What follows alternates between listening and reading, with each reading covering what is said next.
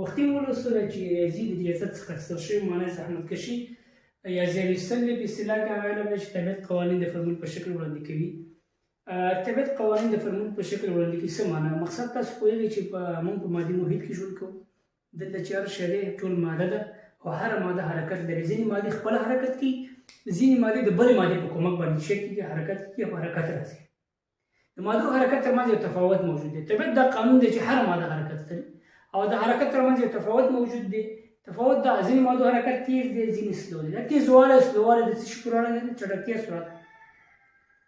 چټکتیا یا سرعت د یو مادې چې موږ پیدا کوو نو موږ څه کوو؟ فاصله یې راخلو، په وخت یې تقسیموو. صحیح؟ دا طبیعت یو قانون شو سره.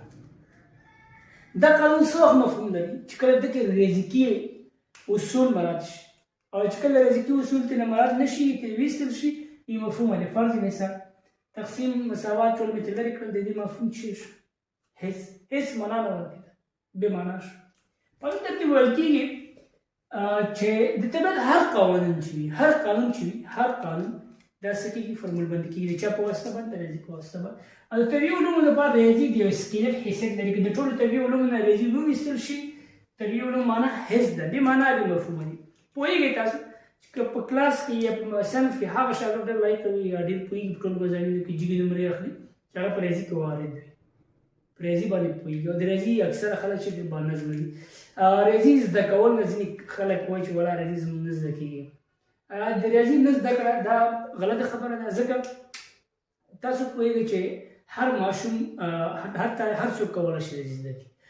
د ریاضي ماهرین وایي چې هغه شاګردان یا کسان، هغه ماشومان چې هغه ګوپل وي، ټمبل وي، هغوی دپاره تاسو د ریاضي د حساب تمرین وکړئ او هغه پرې زده کړئ تر څو دماغ یې وده وکړي او مخکې لاړ شي. د دماغ د رشد دپاره 5 مراحل، یوه غټه مرحله دا ده چې هغه باید څه کړي؟ ریاضي باید شی کړي، زده کړی شي. صحیح شو؟ یوه خبره. دویمه خبره دا ده که څوک وایي چې زموږ ریاضي نه زده کړي، زه دوی ته دا توصیه وایم، دا وایم چې هلکه تاسو چې کوچني وئ، خاپوړ هم کولی، هغه وخت کې ته په ریاضي پوهېږئ. څه معنا؟ ټول هغه څوک چې کوچني ماشومان کور کې تاسو لرئ یا ماشومان چې 2 کلن وي، 1.5 کال یا 6 میاشتو کال لري، خاپوړ یې کوي، تاسو هغوی سره یو کار وکړئ، 4 مڼې راواخلئ، یو 3 مڼې او هغه ته یې ورکړئ تر څو هغه پرې څه وکړي؟ په دغه 3 مڼو باندې هغه لوبې کوي. په یو اطاق کې کېنوي، یو مڼه د بلې سره وهي، بله د بلې سره وهي. چې کله لوبو کې ښه ګرم راغی، بیا یې څه وکړي؟ یو مڼه ته یا 2 مڼې ته پټې کړي. کله چې تاسو د هغه 2 مڼې پټې کړئ، هغه ژاړي. هغه ولې ژاړي؟ ځکه مڼې کمې شوې. تاسو ته زه دا سوال کوم چې دلته هغه ته دا تفریق عمله چا وښوده؟ چا ورته وویل چې 3 نه 2 کم شوي دي؟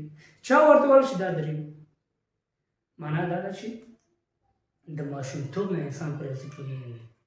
خو بیا دلته خبره دا ده چې زه د ماشومتوب نه په ریاضي پوهېدم، نو ستاسو څه رول دی چې تاسو مونږ ته لګیئ یو استاد درس راکوئ.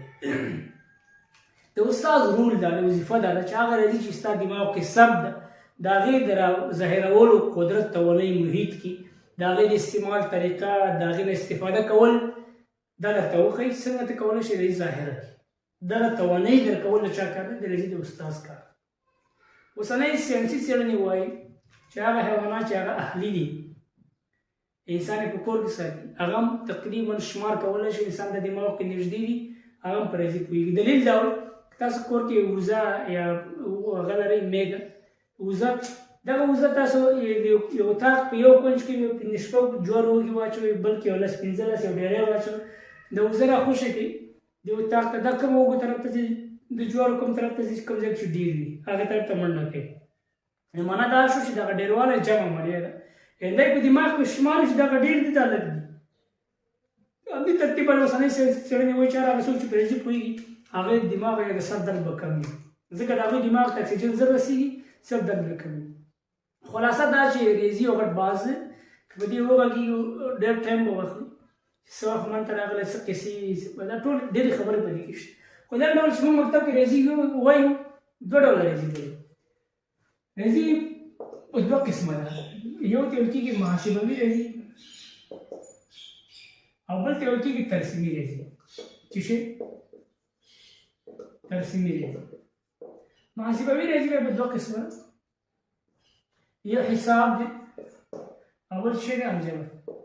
الجبر په 2 قسمه دی، یو عددي الجبر دی او بل شی دی حرفي.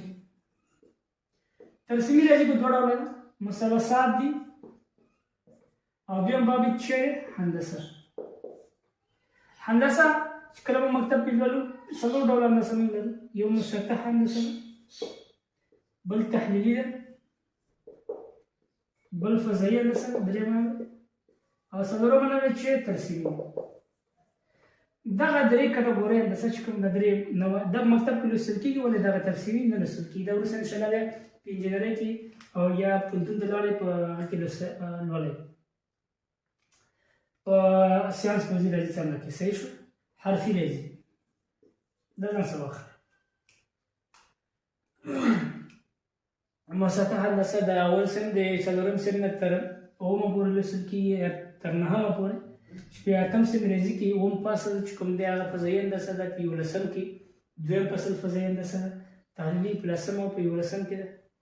ترتیب سره د ټولې راځي د خیر موږ لولو. یو شی بل به زده کړو چې هغه احصایي احتمالات دي، هغه په محاسبوي کې ځینې برخې راځي، ځینې برخې په څه کې راځي؟ په ترسیمي کې. صحیح ده؟